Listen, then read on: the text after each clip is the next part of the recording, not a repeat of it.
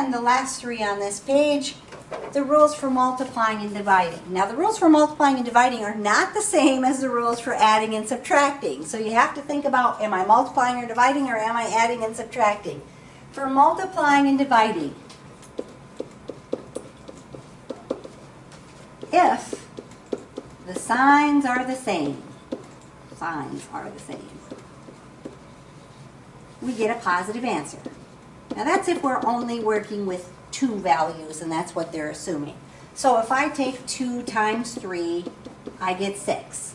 If I take a negative 2 times a negative 3, then I'm still going to end up with a positive 6, because a negative times a negative is a positive. My two signs are the same. If my signs are opposite. If I take 2 times a negative 3, whoops, I better put the answer. I'm going to get a negative. So if I take 2 times negative 3, I'm going to end up with a negative 6. So if my signs are the same, when I'm multiplying or dividing, it's positive. If my signs are opposite, I'm going to end up with a negative. So on number 28, I have a positive divided by a negative. I'm going to end up with a negative. And then I just divide.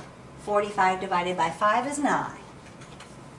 On the next one, I have negative 6 times negative 5. My signs are the same. A negative times a negative is a positive. 6 times 5 is 30. Number 29, negative 5 times 7. I have opposite signs. It's going to be negative. 5 times 7 is 35.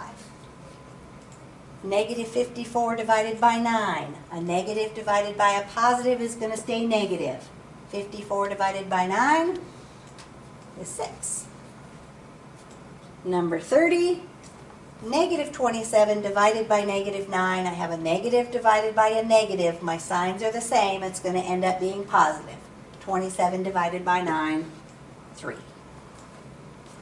And then on the bottom one, I have a negative 4 times a negative 7. Negative times a negative again is a positive. 4 times 7 is 28. And that is the end of the homework page, day 1.